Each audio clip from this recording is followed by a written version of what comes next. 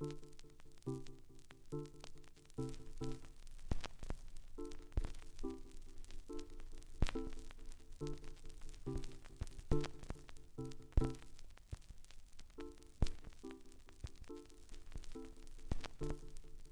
микс на вашем любимом радио.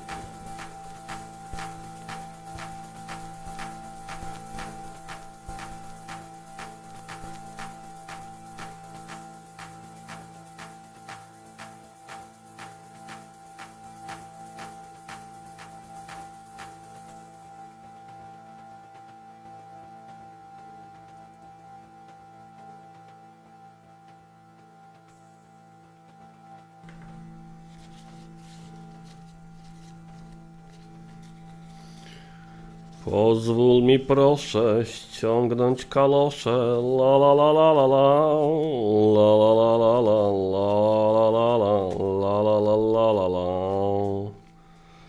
La la la la la la la la la, la la la la la la, la la la la la la la la la, la la la la la la. Pozwól mi proszę ściągnąć kalosze, la la la i la la, la la la la la, la la la la la, la la la la la la. Pozwól mi proszę ściągnąć kalosze, la la la la la la, la la la la la la la la la, la la la la la.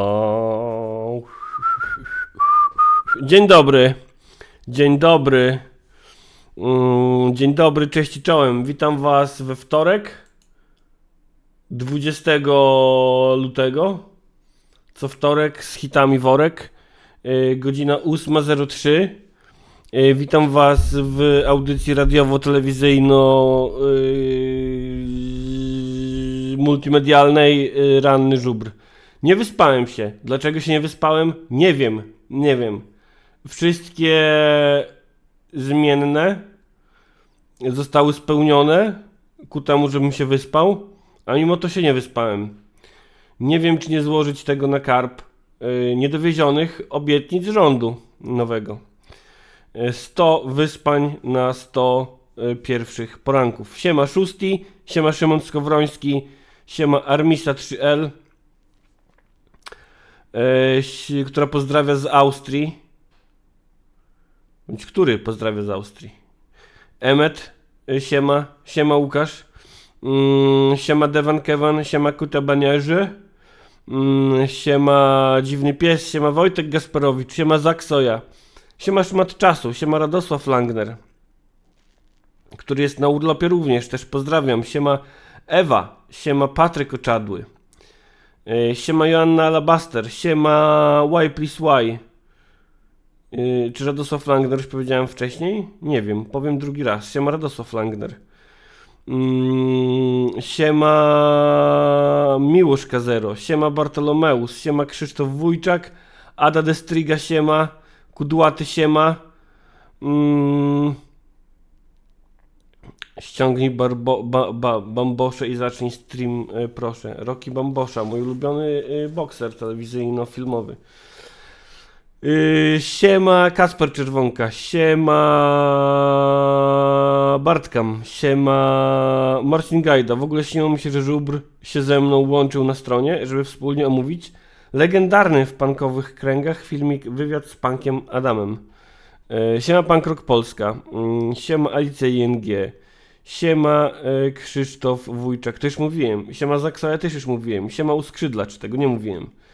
Siema Adam Kościelak, siema Wojciech Wernicki, siema NM, siema Radziu Jankowski, siema Jodenstein, siema Jabba Morton, siema Zaksoja, siema Melvin 161, siema Kajetan Szczurowski, siema Swirly, siema Pola Lola, siema Akli, siema Ewa, a weź zajodłuj. Co tak za darmo będę jodłował? Co to jest koncert życzeń? Za darmo będę jodłował?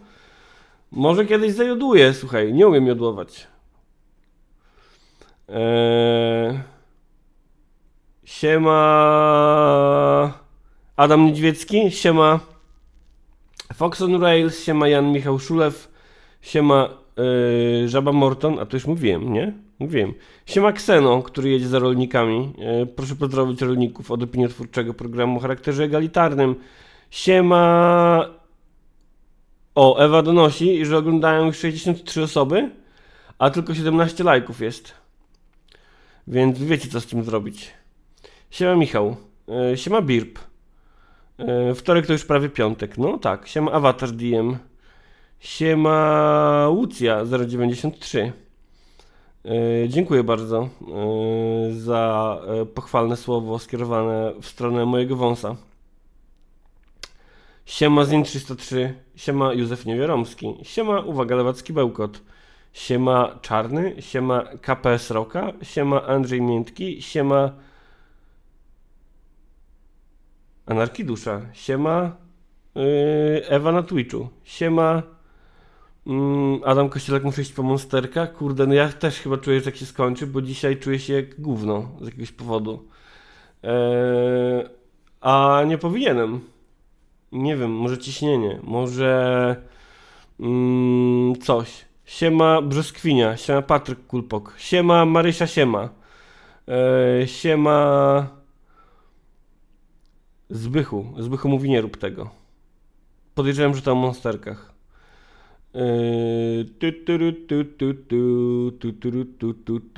Siema. Wszystkim już powiedziałem siema? Siema Gruszek 961. Teraz już. Słuchajcie, nie wyspałem się z jakiegoś powodu. Nie, o jodłowaniu. Okej. Okej. Teraz skusisz mnie, żebym to zrobił, jednak za darmo. Widzisz, jaki ty jesteś? Pamiętaj, że jak zajodłuję dzisiaj za darmo, Zbychu, to będzie twoja wina. Marsia, siema. A czy mi ktoś powiedział siema? Dosłownie siema? To chyba nie. Siema, siema. Zawsze o tej porze coś tam. Zaksoja. A propos wąsa, pytanie do Wojtka. Nie przeszkadza ci mustaż? Mnie strasznie swędzi od pewnej długości, muszę zawsze ostatecznie skracać. Nie przeszkadza. Jak jest za długi, to przeszkadza w tym, że wpada do mordy. Siema Marysia. Włazi do mordy i mogę go przygryzać. Wtedy jest za długi. Wtedy mi się nie podoba. Jak przeszkadza w jedzeniu. Dlatego nie kumam, jak niektórzy ludzie mogą mieć taki mustaż, że im zasłania mordę aż. To musi być strasznie upierdliwe. W spożywaniu posiłków.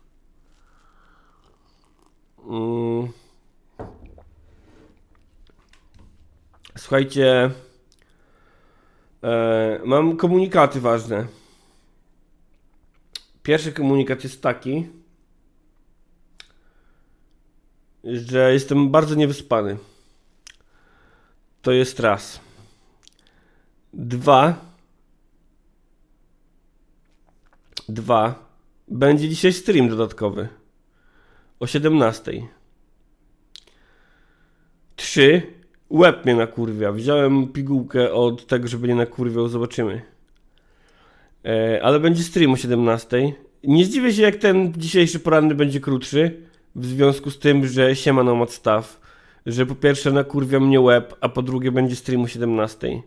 Więc nie wiem, czy dzisiejszy nie będzie krótszy, no nie? Ale zobaczymy. Może jak wypiję kawę z mojego kubka z lewackiej szmaty, kupujcie w lewackiej szmacie. Słuchajcie, pytacie mnie w listach, a w zasadzie na czacie. Co będzie na streamie o 17:00? Na streamie o 17:00 będzie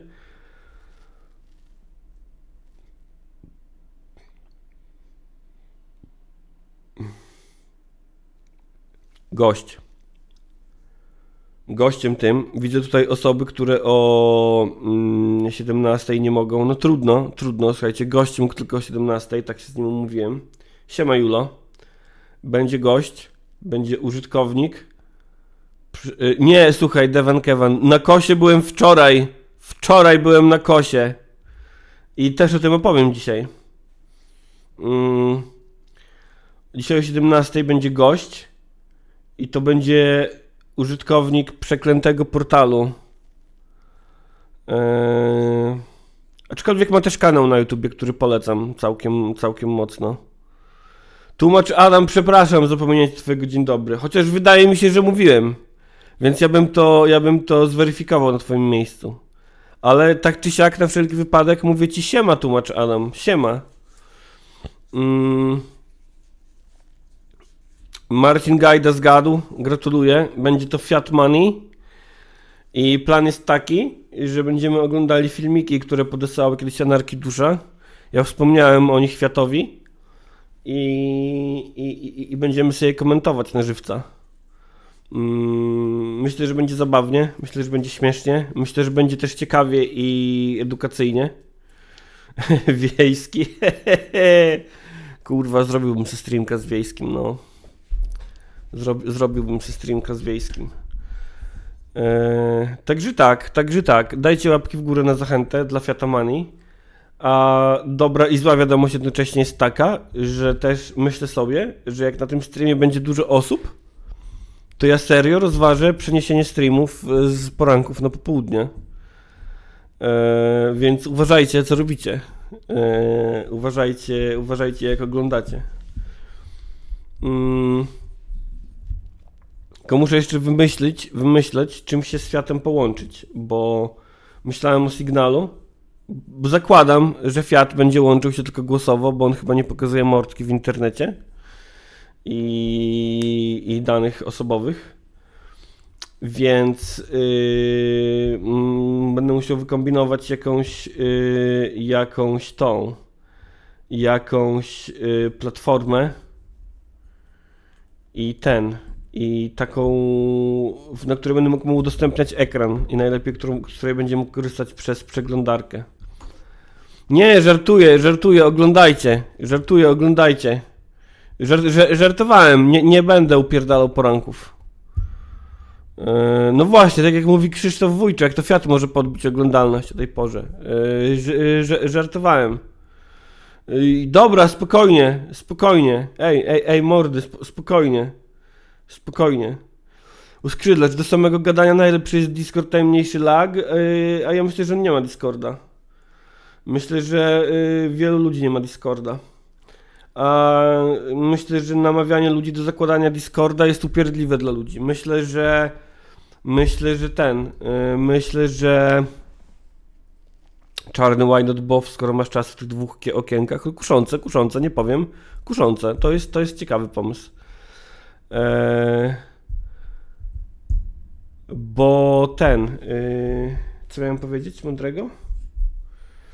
No nie wiem, co miałem powiedzieć mądrego, bo jestem zaspany, słuchajcie. Tak, Jan Michał Szulew, jak Fiat to zrozumiały, że 17, bo on ma inną strefę czasową, jo. Kudłaty, nie żartuj z poważnych rzeczy z rana, wara precz od pranków. Dobrze, słuchajcie, ja wam to ślubuję. Jak Donald Tusk. Aleksandra Szelkiewicz, czy będzie o protestach rolników? Nie będzie o protestach rolników. Nie będzie o protestach rolników. Nie będzie o protestach rolników. Tak po prostu. Tak sobie pomyślałem, że nie będzie. Czy mam dobry powód, żeby nie mówić o protestach rolników? Nie mam żadnego.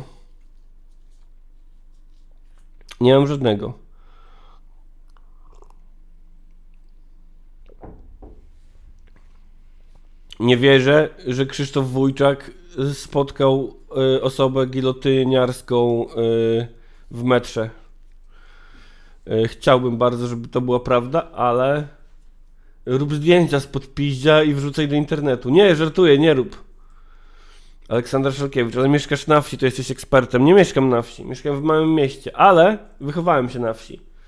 I mieszkałem na wsi, niedawno jeszcze. Słuchajcie, no tak, jestem ekspertem, słuchajcie, od wsi, od rolnictwa. W zeszłym roku byłem na wykopkach. Julo, bez rejestracji i instalowania czegokolwiek masz kilka programów darmowych czy płatnych. Trzeba przemyśleć, chociaż 2 są obsługiwane przez OBS-a bez problemu. Nawet jak nie będą obsługiwane przez OBS-a, to jest do ogarnięcia. W sensie przejmę sobie okno i sobie wytnę kawałek okna. A poza tym nie muszę przejmować okna, bo zakładam, że Fiat Money będzie bez mordki w ogóle, więc będzie tylko z głosem pewnie. Adam Kościelak, mieszkałem na wsi, ale hejt na Warszawę. To nie ja zacząłem, to kapela ze wsi Warszawa zaczęła. Marysia, siema, zdrowia tam życzę, zdrowia tam życzę. Siema, Mateusz Noga. Alicja ING, ja tu widziałem kolegę, który mnie znał z czasów bycia korwinistką. Zbychu mówi, że Google Meet. O, może to jest dobry pomysł, może to jest dobry pomysł. Ja myślałem też o Zoomie. Zooma chyba też przez przeglądarkę można, tylko wysyłasz linka i cyk, no nie? W przyszłym roku będą wykopki dla patronów. Kurwa, ty, wujek by się ucieszył. Adam Kościelek pyta, czy kombajnem jeździłem? Nie jeździłem kombajnem nigdy. No więc to chyba eliminuje mnie z puli ekspertów odnośnie protestów rolników. A Julo, myślę przyszłościowo, czyli goście z morelami? Dlaczego z morelami? A z mordami, dobrze. Mordy, morele, potato. Ej, naprawdę, czuję się dziś niewyspany. Zbychu, grałeś w Madranera, wystarczy, bez kitu. Tym się trochę jeździ jak ciągnikiem mojego wujka po polu, faktycznie. Krzysztof Wójczak pyta, czy znęcałem się nad zwierzętami? Nie, ja ratowałem zwierzęta. Miałem kilka takich... Okej, dobra, znęcałem się. Znęcałem się w tym sensie, że jak byłem dzieciokiem, to mieliśmy psa łańcuchowego przez jakiś czas. I też właśnie historia jest taka, że no ja byłem dzieckiem wtedy, no nie, niestety. I nie wiedziałem, że to źle. Aczkolwiek, no, moi rodzice też nie wiedzieli. A dopiero jak poznali mojego psa Pumbę, którego już z nami nie ma teraz, którego miałem w Warszawie, to jakoś tak chyba dotarło do nich wtedy, że psy na łańcuchu to jednak jest przesada. Ale zdarzało mi się ratować jeże chore i potem wynosić je do lasu. Mam nadzieję, że nie zrobiłem im tym jakiejś krzywdy, w tym sensie, że nie wiem, spotykasz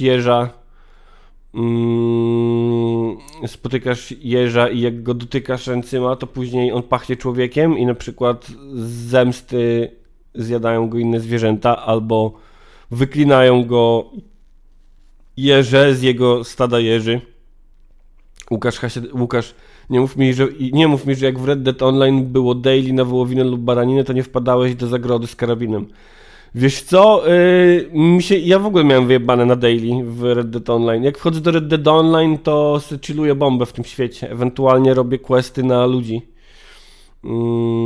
Mam też, mam dwie profesje. Jedną do robienia questów na ludzi, czyli bounty hunting. I jedną do robienia właśnie polowań, czyli handlarza w zasadzie. I tego handlarza jeszcze nie robiłem w ogóle. Łukasz mówi, że daily to najlepsze źródło złota. Ja zrobiłem daily, jak daily polegało na odwiedzeniu sklepów w kilku miastach. To tyle. Więc tak, jeśli chodzi o zwierzęta, to miałem też taką historię kilka historii z psami, że na przykład ktoś wyrzucił psa z samochodu u nas pod domem i nasz pies, ten łańcuchowy, się zerwał i prawie go zagryzł i próbowaliśmy go ratować i nie odratowaliśmy go i było bardzo smutno, bo trzeba było robić mu pogrzeb. Co tam jeszcze ze zwierzętami robiłem na wsi? Słuchajcie, mam też pozytywną historię, taką filmową, trochę w stylu Lessie wróć. Gila uratowałem kiedyś. Uratowałem Gila jako dziecko. I to było tak, że jeszcze u mnie na wsi była poczta, wtedy nie ma. I była taka jesienio-zima. Czy to może była zimo-wiosna? Chuj wie, nieważne. Chyba jesienio-zima, bo wtedy jeszcze były jakieś resztki jarzębiny. I zjadłeś Gila. I spoko, Marysia, opowiedz. Nadrobię potem. Uratowałem Gila. Szedłem na pocztę po kaczora Donalda. I tam na tej poczcie był Gil. W zasadzie pod pocztą. Ty uważaj, bo lewicowi streamerzy za robienie rzeczy ze zwierzętami kancele mieli ostatnio. Czy chodzi o Popka?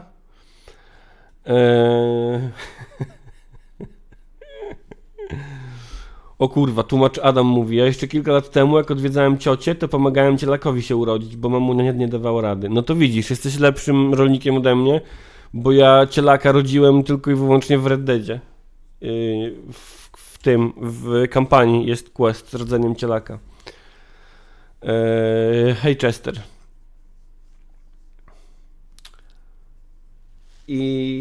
No i był ten Gil, no nie? Przed tą pocztą. Tam śnieżek na niego padał i on tak siedział i tak machał skrzydełkami i nie mógł się ruszyć w ogóle i nie mógł ten. Więc ja przyszedłem do pani na pocztę i mówię, pani Jadziu, poproszę kaczora Donalda. I tak a propos ptaków, to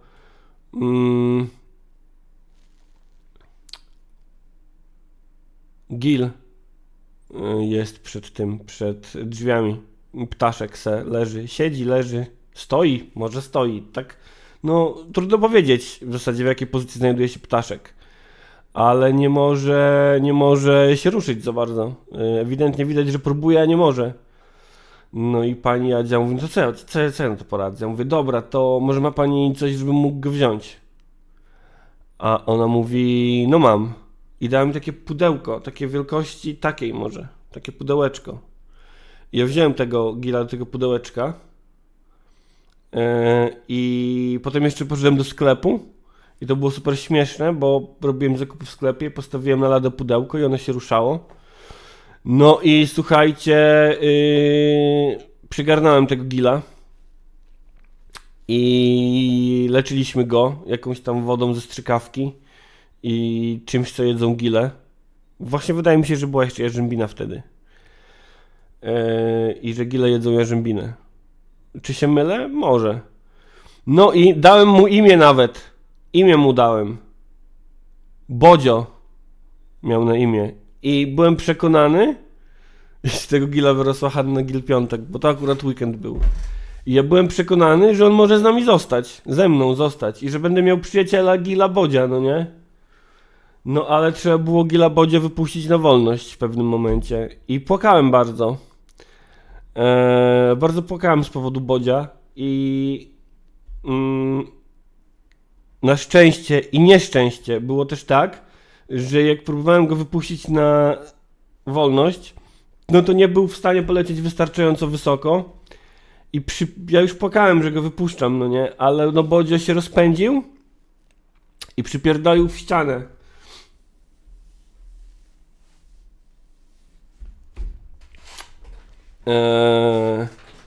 Ale przeżył to.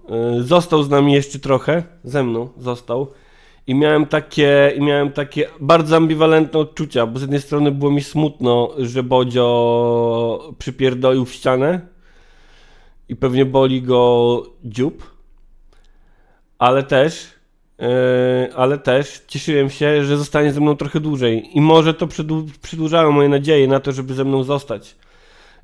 Bo wtedy byłem jeszcze na tyle niedojrzały emocjonalnie, że myślałem, że jak kocham mojego ptaszka, to dobrze, żeby ze mną został. To była zaborcza miłość do Bodzia.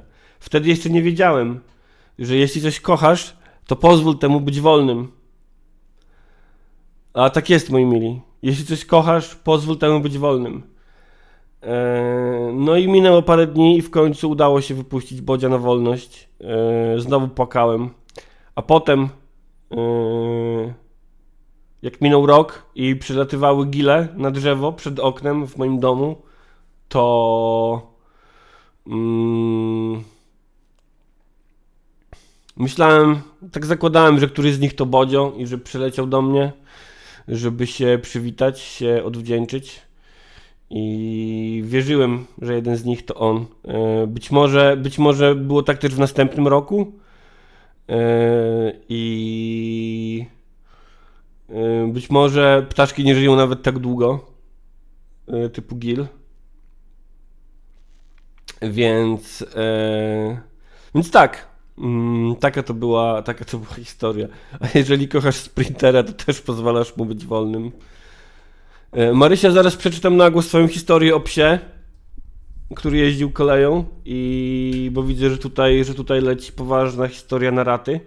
A w międzyczasie powiem wam, dopóki nie zakończy się ta historia, że widziałem na czacie, że chyba Y plus Y albo tłumacz Adam pisali o Wałszu, że Wałsz miał przypał O, koniec. Dziękuję za wyraźne zaznaczenie. Już wiem, że teraz mogę zacząć nadrabiać, ale zanim to zrobię, to słyszałem o tym Wałszu, że miał przypał z jakimiś dziwnymi pornuchami na swoim kompie, które przypadkiem ujawnił na streamie.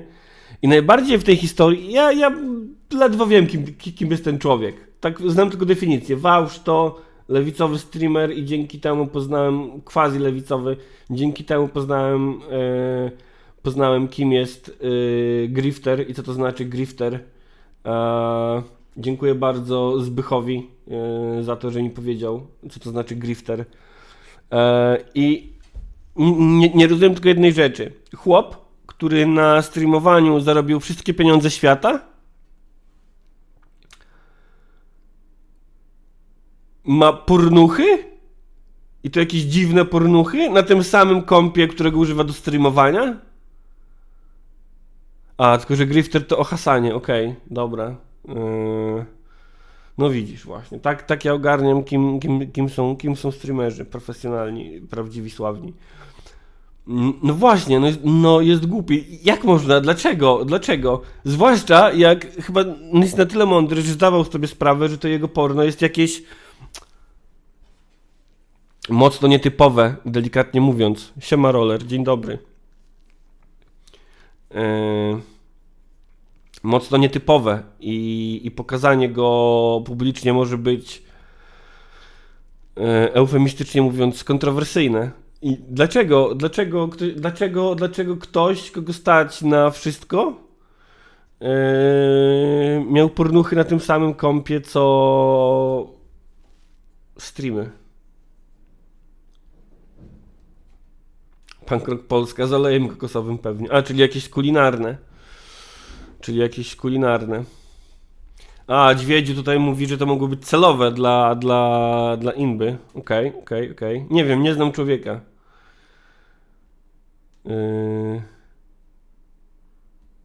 Julo, a wiesz, gdzie streamuje bez kamery? W sensie tak, wiem. W sensie wiem, co streamuje mniej więcej. Wiem mniej więcej, co streamuje. Na przykład teraz streamuję mordę, a teraz streamuję mordę z przeglądarką, a teraz streamuję mordę. A teraz streamuję cały ekran, a teraz streamuję mordę, a teraz mordę z przeglądarką, teraz z gośćmi, a teraz mordę. Fajnie, co? Fajnie. Dobrze, nadróbmy czata i nadróbmy... O, tutaj jeszcze Demichał Tomasik pisze długą wiadomość. Ostatnio znaleźliśmy sikorkę, która ciężko oddychała i nie mrawa w ogóle. Wzięliśmy go w karton i do ciepła. Mieliśmy dzwonić po kogoś, ale doczytaliśmy, że sikorki są pod ochroną, nie wolno dotykać i brać i w ogóle w interakcję wchodzić. Ej, dobra, zanim historia o psie... Nie, lepiej. Teraz historia o psie, a potem wam opowiem historię o jeszcze jednym ptaszku. Tłumacz Adam, nie znam Blowback Podcast. Bartolomeusz, żubrze, jak się zrobiłeś technologiczny. No, słuchaj. Technologia is my passion. Zapraszam na mój kanał Żubr Technologie, w którym opowiadam, jak naprawić telewizor, stukając w niego od góry.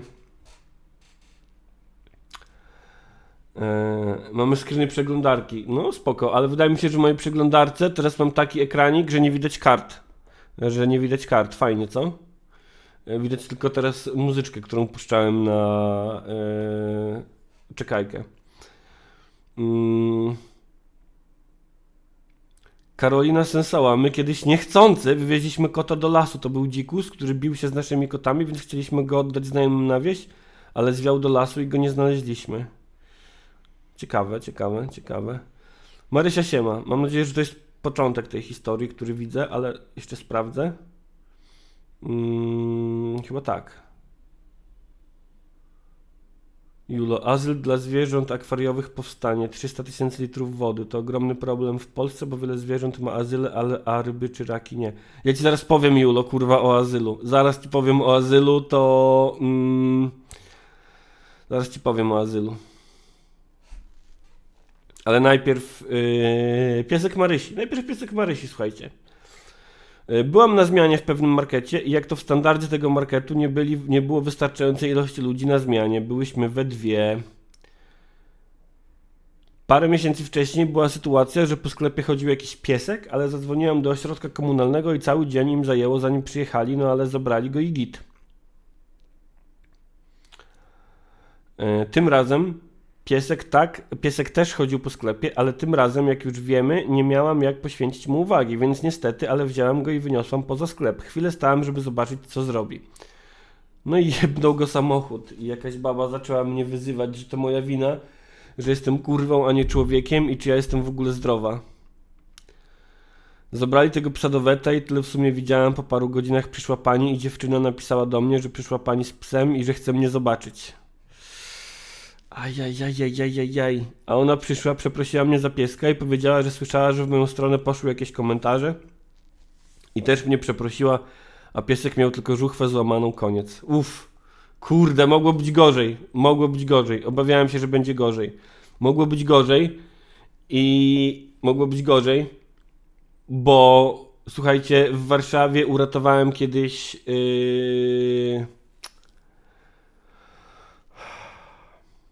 gołębia. Generalnie było tak, że kurwa, gołębie to są ptaki, których mi zawsze szkoda, bo mają strasznie chujowy PR. Ludzie nie znoszą gołębi, nazywają je latającymi szczurami, boją się, że przenoszą choroby, etc. A gołębie są super. Gołębie to są dla mnie takie guerilla bojówki miejskie. Czy jest jakiś gatunek ptaka, którego nie uratowałeś? Tak, żuraw jebany.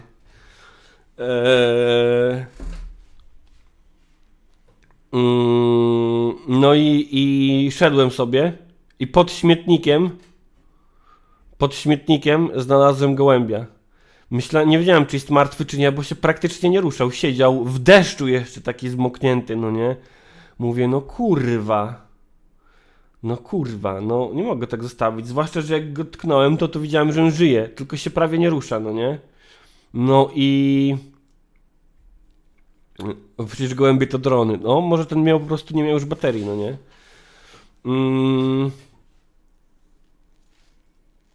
I wziąłem pudełko jakieś, skądś. Wziąłem ten gołąb w pudełko, zaniosłem go do pierwszego, najbliższego weterynarki w zasadzie.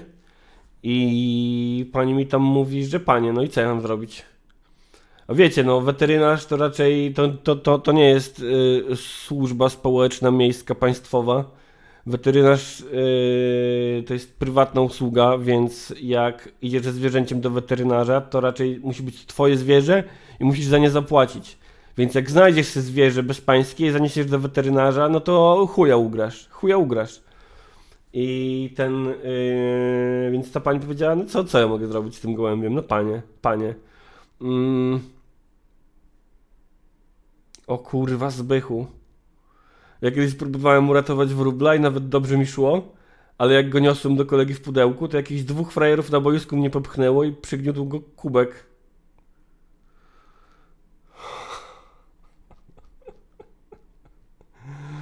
Dlatego pamiętajcie, nie nieście nigdy wróbla przez boisko. Nie nieście wróbla przez boisko. To tylko pozorny skrót. Skrót chytry 2 razy traci. Na przykład wróbla. No i ta pani mi poleciła, że jest azyl dla ptaków w zoo warszawskim, no nie? I przypominam, że lało, strasznie kurwa lało. Więc żeby było szybciej... Właśnie, co to jest kubek z prosem? A, kubek z prosem? Dlaczego z prosem? Chodzi o proso, którym był karmiony, czy co? Jebać kubki z prosem. O co chodzi? Jaki kubek z prosem? Nieważne, nieważne. Pamiętajcie, żeby nie nosić wróbli po boiskach.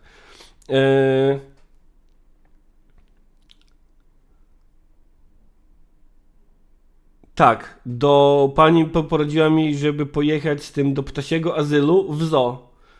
No więc, żeby było szybciej, wziąłem sobie taksówkę czy innego Ubera, wsiadłem w to w tym deszczu i kierowca wysadził mnie pod wejściem do zoo.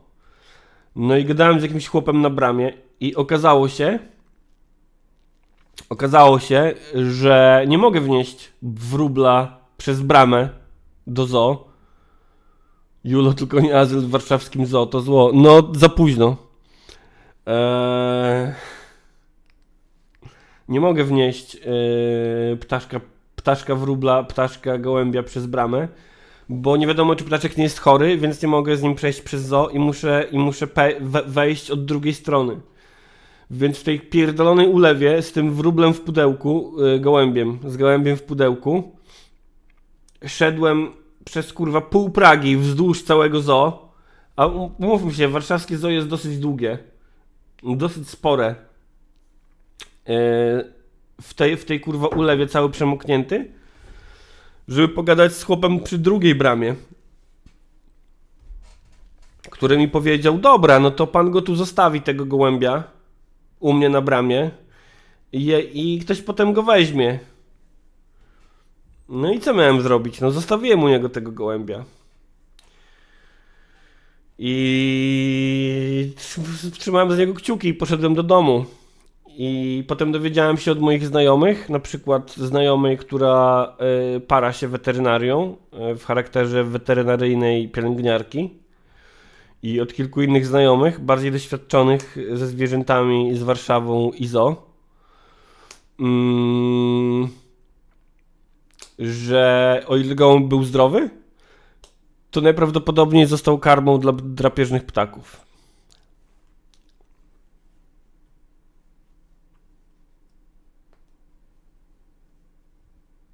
To ja kurwa w tym deszczu jebanym przez pół miasta kurwa, z jednej strony Warszawy na drugą stronę Warszawy, a potem z buta przez całe kurwa zoo, przez długość całego zoo, wiozłem chorego gołębia po to, żeby go albo dobili, albo nakarmili nim kurwa drapieżne ptaki.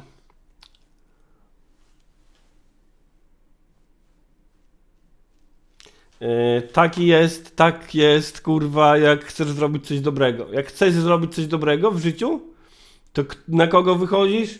Na frajera wychodzisz, kurwa. Ale i tak warto. Próbować warto. Kudłaty, to za metamorfoza Wojtku. Wczoraj chciałeś robić hajs na szczeniakach, a teraz pół godziny opowiadasz, jak ratowałeś bezdomne zwierzaki. W ogóle niepodejrzane. No tak robią influencerzy, no nie? Tak robią influencerzy, że jak jednego dnia coś odjebiesz, to drugiego robisz materiał bez makijażu, żebyś miał podkrążone oczy, że ci przykro i że zrobiłeś też coś dobrego w życiu.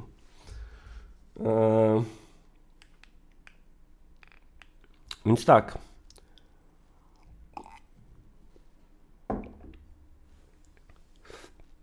Kudłaty, to tak jak człowieka uratować od popełnienia sudoku i kazać mu następnego dnia iść do pracy. Bez kitu, kurwa.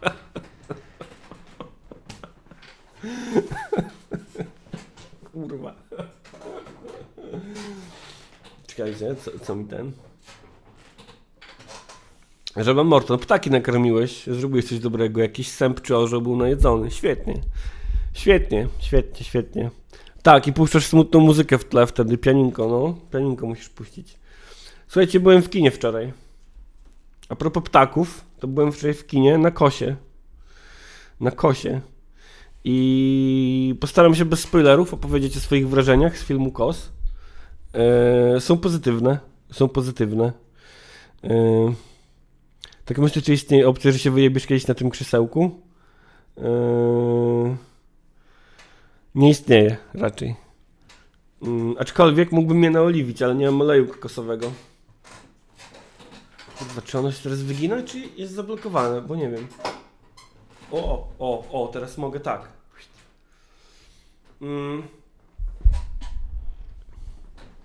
Ile popcorn w tym kinie? Nie wiem. Słuchajcie, jestem bardzo zadowolony z filmu KOS. Ma swoje wady na pewno.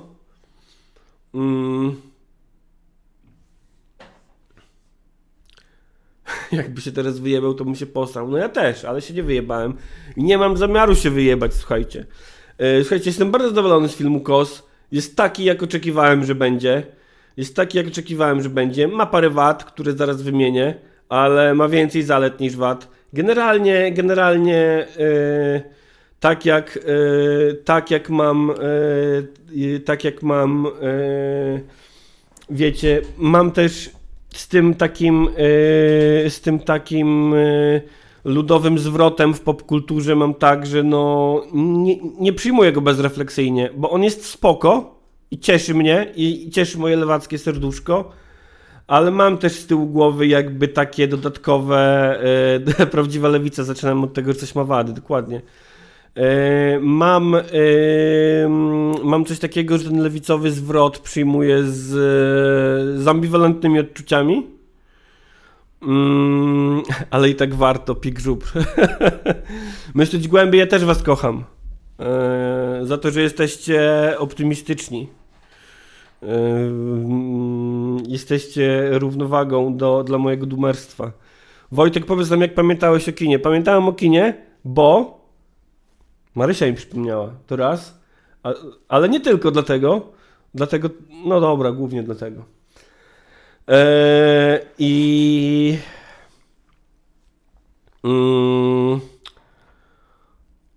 Tak, lewicowy zwrot. Mówiłem już o tym wielokrotnie przy okazji 1670, że lewicowy zwrot w popkulturze ma to do siebie, że jest też na tyle satysfakcjonujący, że to trochę pomaga ludziom następnego dnia iść do pracy i tłumić swoje realne wkurwienie. Plus, no, jest importowany z Ameryki. No, a KOS jest wybitnie importowany z Ameryki. Tak jak 1670 jest przełożeniem formatu The Office z Ameryki i z UK. Z Ameryki, no z USA. Tak KOS no jest w jakimś stopniu przełożeniem formuły Tarantino i westernu, aczkolwiek cieszę się, że nie za bardzo.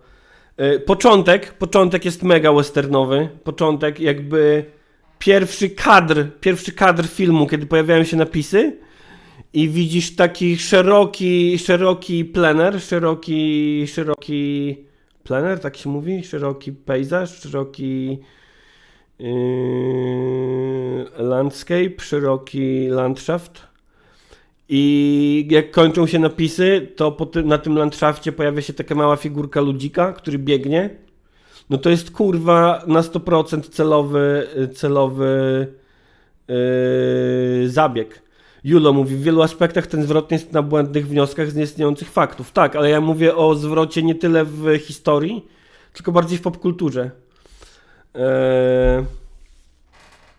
I ten pierwszy kadr to jest dosłownie kurwa Sergio Leone, no nie? W którejś części trylogii dolarowej jest dosłownie taki kadr, że jest pustynia, preria, kowbojska pustynia, czyli preria. I pojawia się mały ludzik widziany z daleka, który dostaje w pewnym momencie kulkę i zaczyna się film. Tutaj mamy biegnącą postać i to musi być celowy zabieg. To jest na bank celowy zabieg, który kurwa jest nawiązaniem do klasyki westernu, no nie? Film od razu mówi tutaj, co chce zrobić, co próbuje zrobić. No tak, kowbojski step, kowbojska pustynia. Pustynia z kowbojami to preria, no nie? Ale jednocześnie nie robi tego za bardzo wprost i to jest super. Że ma pewne granice w tym. Bo z jednej strony chciałem, jak to oglądałem, to myślałem, że fajnie by było, żeby był bardziej westernowy, ale potem miałem takie, że dobrze, że nie był. A przede wszystkim dobrze, że nie był tarantinowski tak mocno. Aczkolwiek widać, że twórcy Tarantino oglądali, się inspirowali, zwłaszcza chyba Bękartami Wojny, mam wrażenie. Co do wad, no na pewno wydaje mi się, że pewne rzeczy można było poskracać, inaczej napisać, etc. Nie było stópek na szczęście. Nie było stópek też. I w ogóle też ta pierwsza scena, jeszcze zanim przejdę do wad, też ta pierwsza scena, która pojawia się chwilę po tym kadrze z Sergio Leone, też mi przypomina bardzo Bractwo Wilków, był taki film, nie wiem czy pamiętacie, gdzie też arystokrata ze swoim egzotycznym towarzyszem z innego świata ratuje chłopkę chyba w tamtej scenie akurat, przed jakimiś przemocowymi zbójami. Braterstwo Wilków, czy też Bractwo Wilków, to jest taki film, któremu ja mam dużo za złe, a przede wszystkim mam mu za złe to, że właśnie ta scena otwierająca jest tak świetnie nakręcona, jest tak dobra, tak pięknie jest zrealizowana przemoc jest w tej pierwszej scenie, że ten film później nie dowodzi już nic, co by choćby w najmniejszym stopniu mogło się z tą sceną równać, no nie? Jakby film najlepsze co ma daje na początku i później jest, reszta jest do zapomnienia, nie pamiętam reszty filmu, tu jakiś potwór grasował, chuje muje dzikie węże, nie wiadomo. Ej, mam ochotę to zobaczyć teraz, to trwa pewnie ze 2 minuty, kurde, kurwa, to jest tak dobra scena walki i przemocy, a jednocześnie jest tak podobna do Kosa, że teraz spontanicznie chcę ją obejrzeć. I podobno jest taka teoria w internecie, że też ta scena była... bo Monica Bellucci tam grała faktycznie. Ja pamiętam tylko, że jest scena, w której Monica Bellucci pojawia się w charakterze gołej baby i jej ciało zmienia się w krajobraz leśny. Co jest dziwne, kurwa. Siema, papuk. To jest druga rzecz, którą pamiętam z tego filmu, ale raczej jako dziwną, a nie dobrą. Brotherhood of the Wolf to jest to. First fight scene. 2 minuty 20. Kurwa, to jest tak dobre. I jest teoria w internecie, że ta scena jest też inspiracją dla gry Bloodborne, w którą do tej pory nie grałem, bo nigdy nie miałem PlayStation. Kurwa, ta scena jest tak dobra. W zasadzie jak obejrzycie tę scenę, to już nie musicie oglądać później reszty filmu.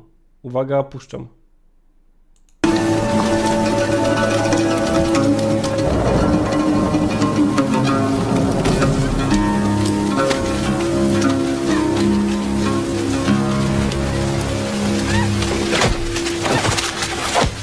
Kurwa, to jest dosłownie to wszystko w Kosie było, nie? Tylko deszcz nie padał, pogoda była inna.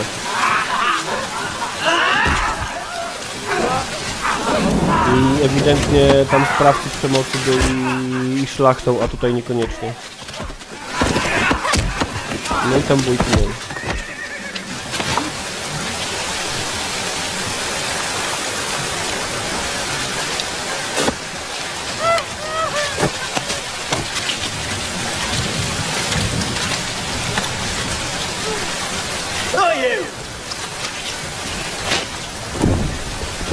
To jest pogłos. To jest pogłos, nie?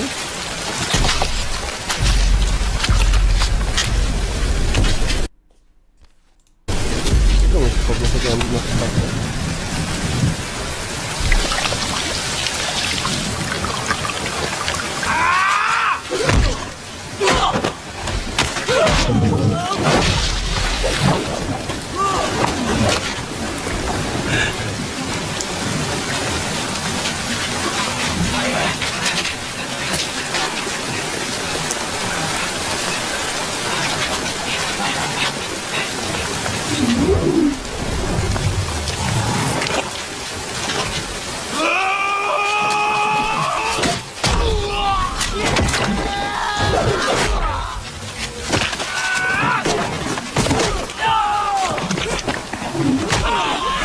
Nie, wyłączyć nie wyłączą, zmonetyzują, zdemonetyzują najwyżej.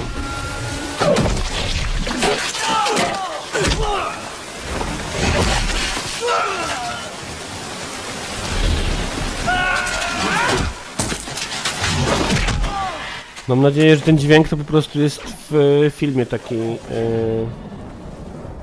a nie, że znowu ja coś zjebałem.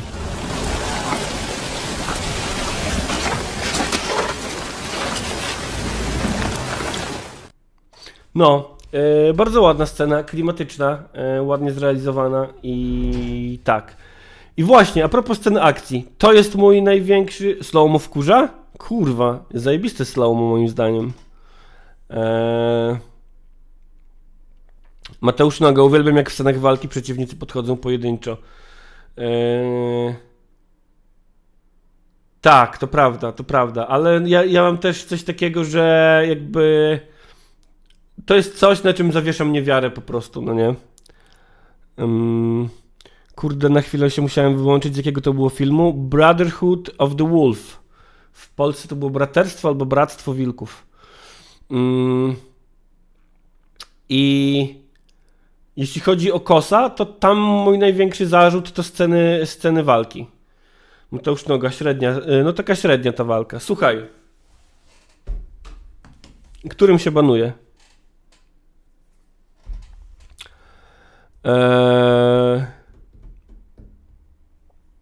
Sceny walki w Kosie są chaotyczne i nieczytelne. Ale to też składam z kolei na karb tego, że w Polsce nikt nie umie kręcić scen walki, bo nie robi się w filmie, w Polsce nie robiło się nigdy scen walki, zwłaszcza, że to miały być z założenia takie sceny walki hollywoodzkie, a no w Hollywoodzie kręcą sceny walki od początku wynalezienia scen walki. W Polsce sceny walki to jest jak... W Polsce sceny walki w Polsce kojarzą mi się z takimi filmami, serialami jak na przykład Janosik.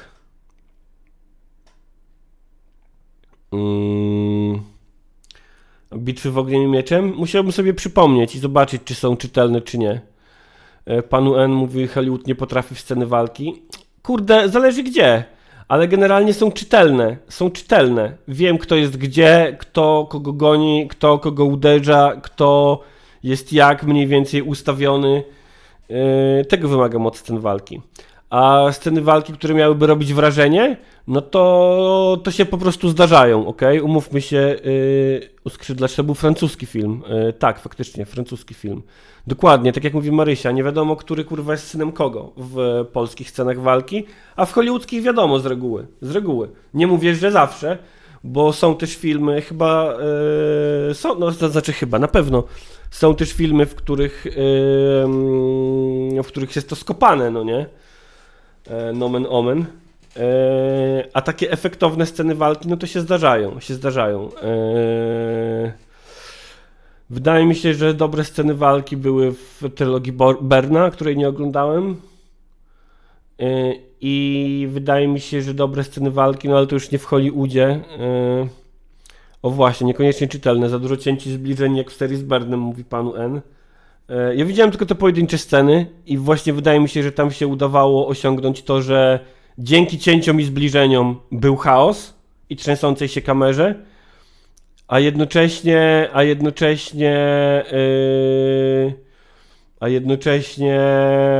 było to czytelne wszystko, no nie? Takie miałem wrażenie, ale tak mówię, ja widziałem te pojedyncze sceny, nie oglądałem całych tych filmów, więc może jakoś w kontekście to też się odbiera inaczej. Michał Zieliński, dzień dobry, żubrze, śniłeś mi się, jechałem winną w biurowcu, a ty byłeś wkurwionym prezesem w prochowcu z teczką, który wsiadł i pomstował na to, że jedzie do góry, a nie w dół. Czy prochowiec był niebieski?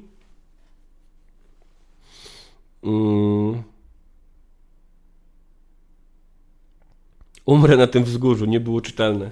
Okej, jakby okej. I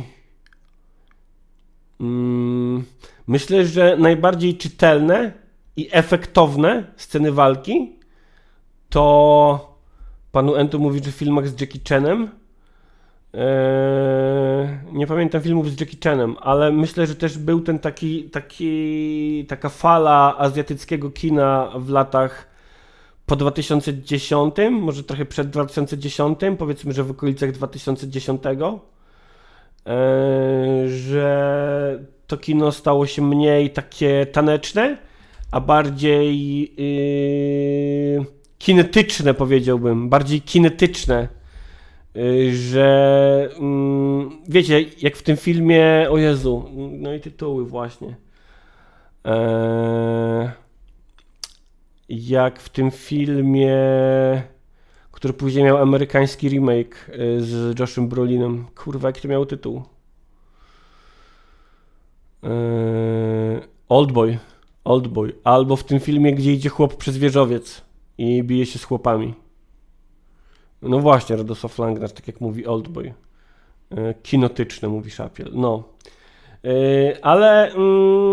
Ale sceny walki w Kosie, no jestem w stanie wybaczyć. No. To jest polski film, który chciał to zrobić po hollywoodzku.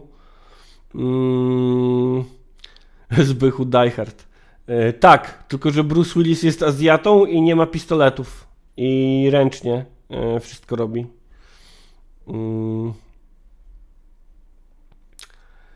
I wszystko robi ręcznie.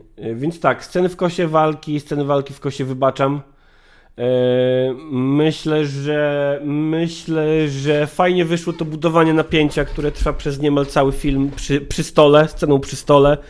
Wydaje mi się, że część tych rzeczy można było zrobić krócej, szybciej, trochę przepisać scenariusz, bo jednak to budowanie napięcia było fajne w ostatecznym rozrachunku, ale czasami jakby to napięcie już przez to, że było przedłużane, to chyba traciło na mocy.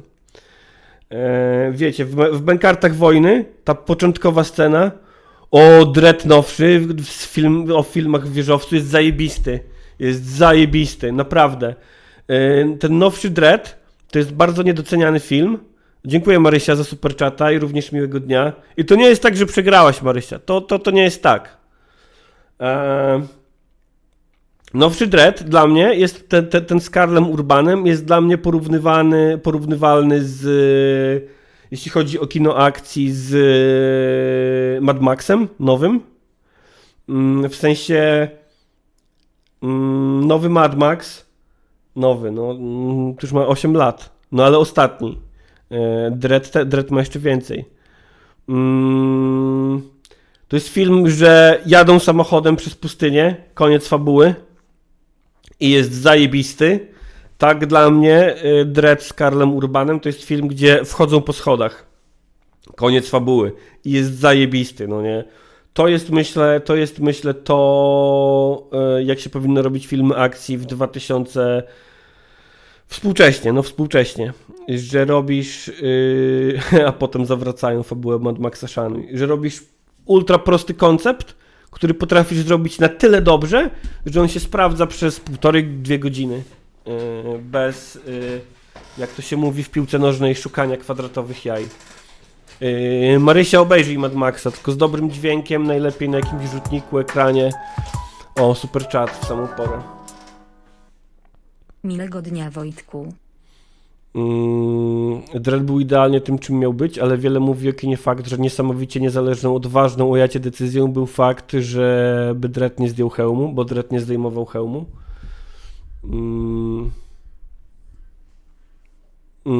Bardzo dobrze gra tam Karl Urban podkówką.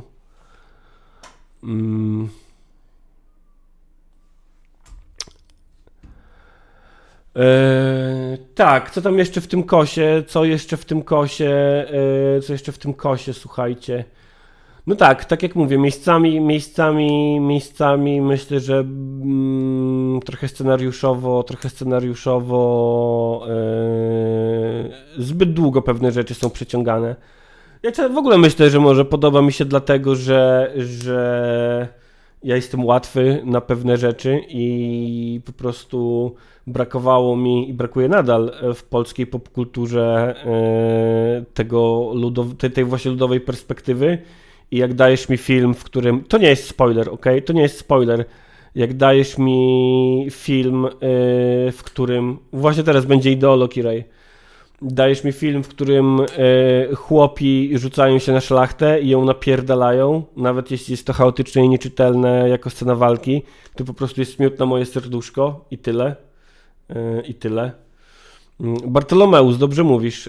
Wzór fabuły w filmie akcji to John Wick 1. Proste i jasne motywacja, dalej nawalanka. Tak, dlatego ja się już na Johnie Wicku 2 nudziłem. Trójki i czwórki już w ogóle nie oglądałem, a jedynka mi się podobała bardzo. Dlatego nie cieszę się w sumie na kontynuację Mad Maxa, w zasadzie spin-off Mad Maxa z Furiozą, który już na trailerach wygląda gorzej, bo chyba poszli w CGI, więc w ogóle tracą jedną z największych zalet tamtego filmu, więc szkoda kurwa gadać, szkoda strzępić ryja. I no tak, więc czy widziałem Dobermana, pytał Skrzydlacz. Wydaje mi się, że mogłem widzieć bardzo dawno, kurde. Wydaje mi się, że mogłem widzieć bardzo dawno.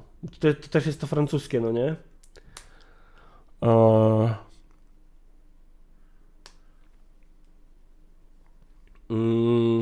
Więc tak, więc może jestem po prostu łatwy na to, że dajesz mi film, w którym dzieją się rzeczy jak z piosenek zespołu Ruta i ja już jestem kupiony, no nie? I właśnie, to, że było wiadomo, że taka scena musi się w tym filmie pojawić, to też uważam za jego wadę, bo od samego początku tam było wiadomo, co się w tym filmie musi stać. Widać było, że będą satysfakcjonujące w założeniu sceny, w której muszą dostać wpierdol polscy arystokraci i ruskie. To było oczywiste. To było oczywiste, że do tego ten film dąży od samego początku.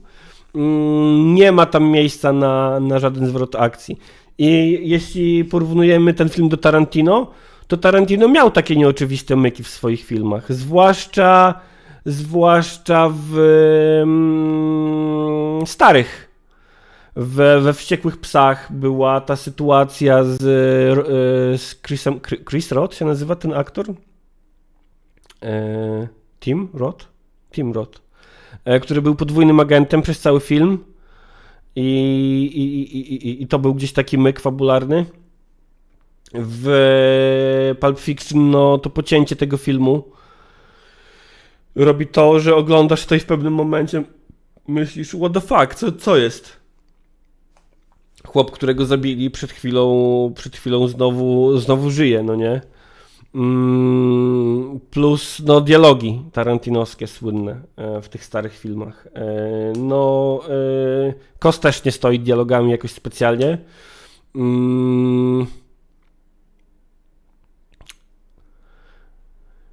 Więc no to też myślę, że są jego wady, ale generalnie oglądało mi się dobrze i jak sobie tak teraz myślę, to w zasadzie potrafię wymienić więcej jego wad niż zalet, a mimo to byłem bardzo zadowolony. Więc może faktycznie to jest trochę tak jak z kinem religijnym, no nie? Że ważniejsza jest warstwa ideologiczna niż faktyczna jakość.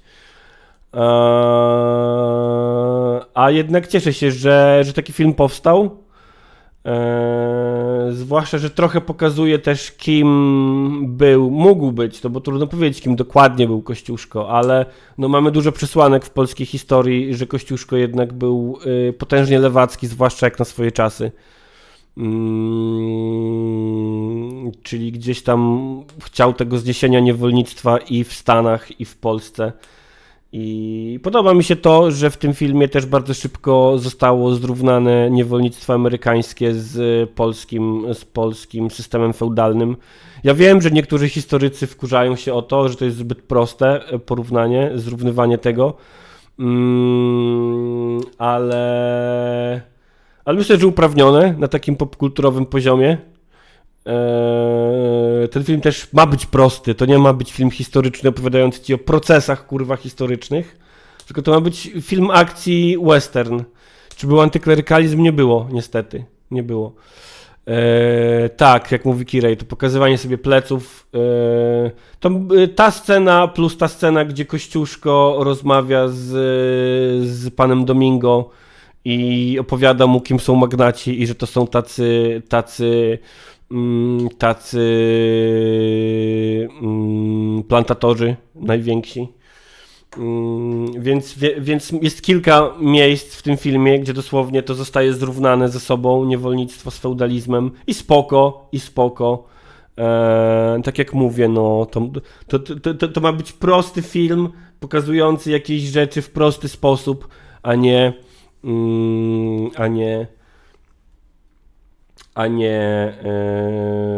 film historyczny. Lewacki bełkot, czyli Kościuszkę powinnam lubić czy nie lubić, będąc Niemką, ale lewicową Niemką. Myślę, że każdy lewak powinien lubić Kościuszkę jako postać historyczną, żeby było jeszcze lewackie bingo. Są przesłanki, żeby móc sądzić, nie mówię, że tak było, są przesłanki, żeby móc sądzić, że Kościuszka był gejem.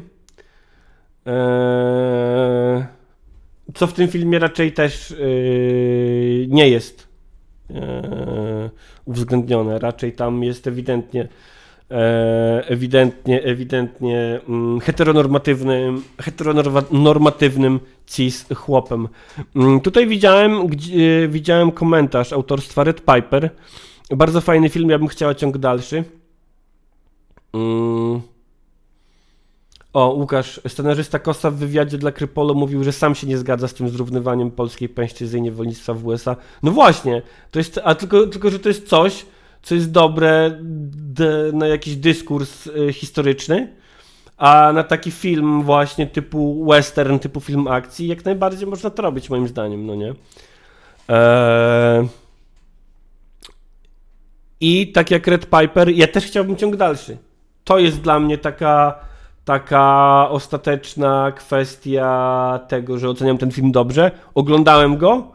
Końcówka wygląda tak, że mógłby być ciąg dalszy i ja wychodziłem z kina z takim chcę ciąg dalszy. Zwłaszcza, że końcówka no bardzo sugerowała bez słów. Też bardzo super, że tam wiele rzeczy tak warsztatowo było bardzo dobrze zrobionych. Właśnie na przykład pokazywanie pewnych rzeczy bez słów. Właśnie ta końcówka, gdzie masz najazd po prostu cięcia na twarze kolejnych postaci i już masz w głowie, że to może być ta wesoła ekipa, taka jak w serialach o Robin Hoodzie, gdzie każdy ma swoją cechę charakteru, każdy ma swoją cechę jakąś szczególną. To jest szef, to jest mechanik, to jest chłop od karabinów, to jest postać, której główną cechą charakteru jest to, że jest czarnoskóra, okej, trudno, już chuj, niech tak będzie. To jest postać, której cechą charakteru jest to, że jest kobietą, okej, niech będzie. Dlatego mamy dwie kobiety na szczęście. I patrzysz to i myślisz sobie tak, okej, chcę oglądać dalszy ciąg, w którym te postacie stanowią ekipę, kurwa, Avengers, polskich Avengers w Kościuszkoverse, którzy robią rozpierdol ruskim. Swoją drogą wypowiedzenie kwestii idi na chuj w tym filmie też bardzo dobre. Wiecie, co mi się jeszcze nie podobało w tym filmie? Że ruski, który był świetnie zagrany, nie brzmiał jak ruski. W sensie kumam to, że on mówił takim łączonym rusko-polskim i to było super zabiegiem. Natomiast ewidentnie Więckiewicz nie miał akcentu, jaki miałby rodowity Rosjanin. Tak jak czasami słyszysz, że Polak mówi po angielsku z innym akcentem i to jest okej, no nie? Tak ja, chyba przez to, że uczyłem się rosyjskiego dosyć długo i mam w głowie jakieś takie brzmienie, jak brzmi język rosyjski, w ten sposób na przykład zwykle gdzieś tam na ucho rozróżniam ukraiński od rosyjskiego. Nie po słownictwie, bo nie pamiętam rosyjskiego, ale po takim ogólnym brzmieniu i akcencie, no nie? No i Więckiewicz go nie miał, ewidentnie. Nie miał tego takiego prawdziwie rosyjskiego akcentu. Łukasz, chciałbyś kontynuacji w wersji tarantinowskiej z alternatywną historią zemsty, czy raczej trzymaniem się faktów? Ciekawe pytanie. Myślę, że swoją drogą nie mamy za bardzo tam chyba postaci, na której można byłoby się tak jednoznacznie mścić. Więc trzeba byłoby to jakoś nabudować od nowa, ale Kurczę, powiem ci, że to jest trudne pytanie. Myślę, że chyba bardziej poszedłbym w jazdę po krawędzi, gdzieś tam opartą na faktach, wersję, jak ta historia mogła wyglądać w bardziej osobistym wymiarze. Wydaje mi się, że to się nie wyklucza też, no nie? Że możemy mieć trzymanie się faktów, ale jazdę po bandzie pokazaną w takim wymiarze, żeby od tych faktów historycznych wcale nie odchodzić, no nie? Siema, Rafał Lenart. Plus wiesz, plus w obecnej sytuacji społeczno-politycznej moglibyśmy potraktować bohatera zbiorowego Moskali tak, jak traktuje się bohatera zbiorowego, jakim są naziści w Wolfensteinach, czy naziści w właśnie u Tarantino, no nie?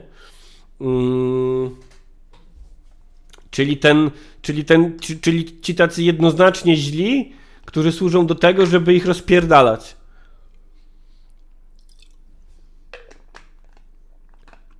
Myślę, że nikt nie miałby z tym problemu w Polsce, gdybyśmy zrobili z Moskali tych takich nazistów do krwawego rozkurwiania.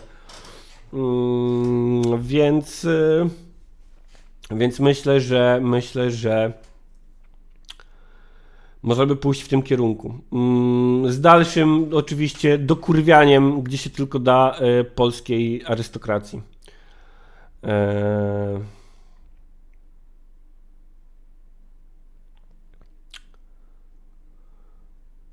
Tam widziałem też, że Łukasz, że pisałeś, że obejrzałbyś taki film o rabacji galicyjskiej. No ja też. Myślę, że się doczekamy jeszcze. Myślę, że się doczekamy na fali tego ludowego zwrotu filmu o rabacji galicyjskiej, gdzie rolę zombiaków do rozpierdalania stanowi polska szlachta. Kiraj, a ja miałem czasami wrażenie, że to nie tyle Tarantino, a Sapkowski z trylogii Husyckiej jest tam grany. Nigdy nie skończyłem trylogii Husyckiej. Może pora, żeby ją przeczytać w całości w końcu. Sworli, w Polsce mieliby problem z tym, że to nie jest prawda historyczna, bo dużo ludzi nie odróżnia filmu fabularnego od dokumentalnego. Często i gęsto. Wel sranie o młodego Beksińskiego w filmie. O, no Modstaw podpowiada, że jakaś adaptacja baśni o wężowym sercu. Też mam tu na liście, kurwa, jeszcze nie przeczytałem. Dobrze, słuchajcie. Więc tak, Kosa polecam. Kosa polecam.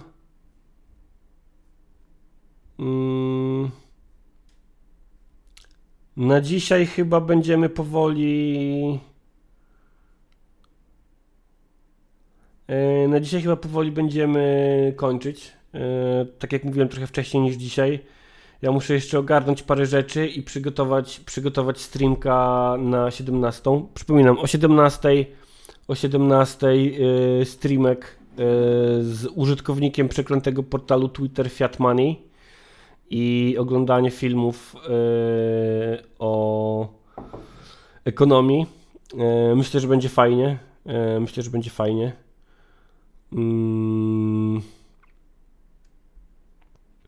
I co?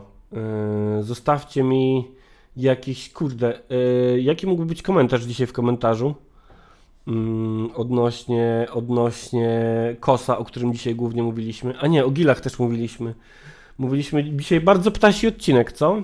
Gile, kosy, wróble i rozjechany pies.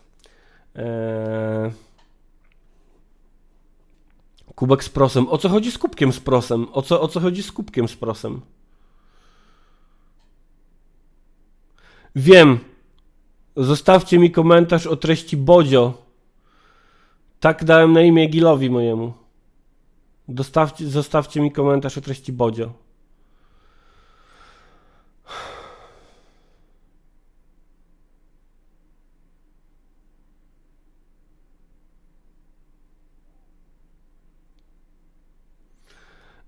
Pamiętajcie, że dzisiaj widzimy się o 17 na streamie Światem Money.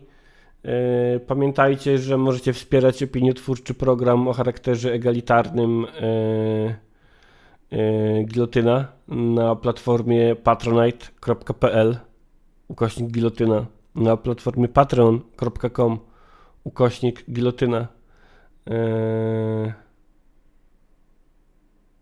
Widzisz, że pojawia się temat Smarzowskiego. Jeszcze chętnie ponapierdalam na Smarzowskiego, bo ja Smarzowskiego bardzo lubię osobiście. Do pewnego momentu. Do pewnego momentu.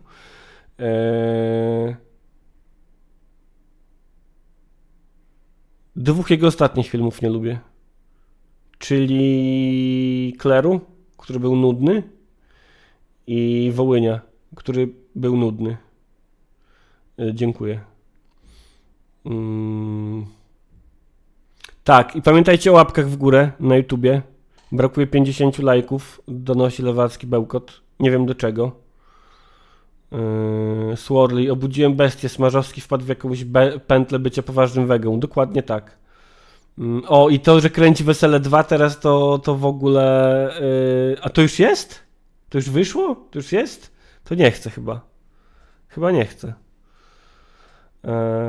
Też wydaje mi się, że on kiedyś nakręcił polski western dobry i to był film Róża z Dorocińskim. Dorocińskim? Tak, Dorocińskim. To nie widziałem Wesela 2. Nie widziałem Wesela 2 i Dom Dobry teraz kręci. Nie, to nawet nie chcę. Nie interesuje mnie to. Po Wołyniu i po Klerze i robienie kontynuacji, to mnie to nie interesuje chyba.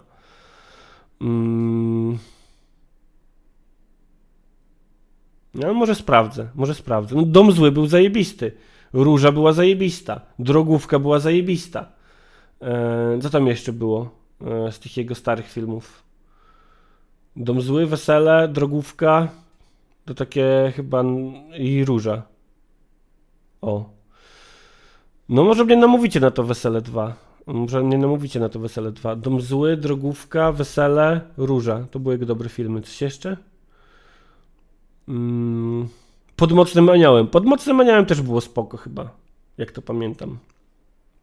Też było chyba spoko całkiem. Mimo, że nie jestem jakimś fanem Pilcha. Listy do M? To Smarzowski? Nie. No właśnie. Swirly, Wesele 2 to sraka, to jest taki in your face, że idzie umrzeć. Tego się obawiam właśnie. No to, a Wołyń i Wesele, tak jak Wołyń i Kler, tak jak mówię, były przede wszystkim nudne. Miał być taki taka tania próba jechania na kontrowersjach, z której wyszły filmy, które były po prostu nudne scenariuszowo i tyle.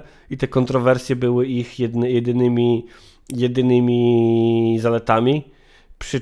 Przy czym jeszcze Wołyń był zwyczajnie szkodliwy. Siema Marcin.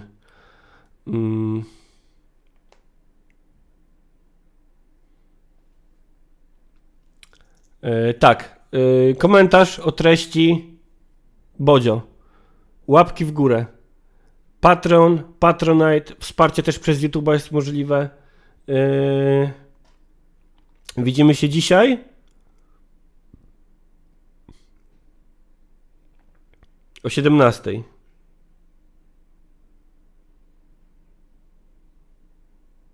O 17:00.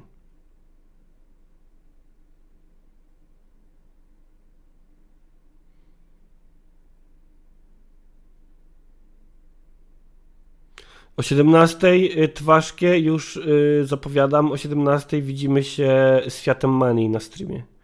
I debankujemy filmy o ekonomii, kreskówki o ekonomii, które podrzuciła nam Anarki Dusza. Do zobaczenia.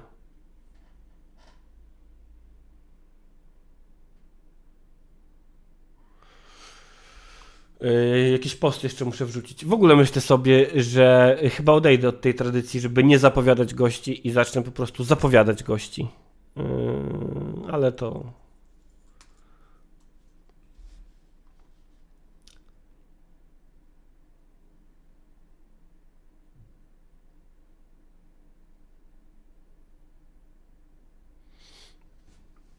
Czemu się nie wyłączam jeszcze? Czy coś jeszcze chciałem? Nie. Jakiś taki jestem dzisiaj, słuchajcie. Jakiś taki jestem.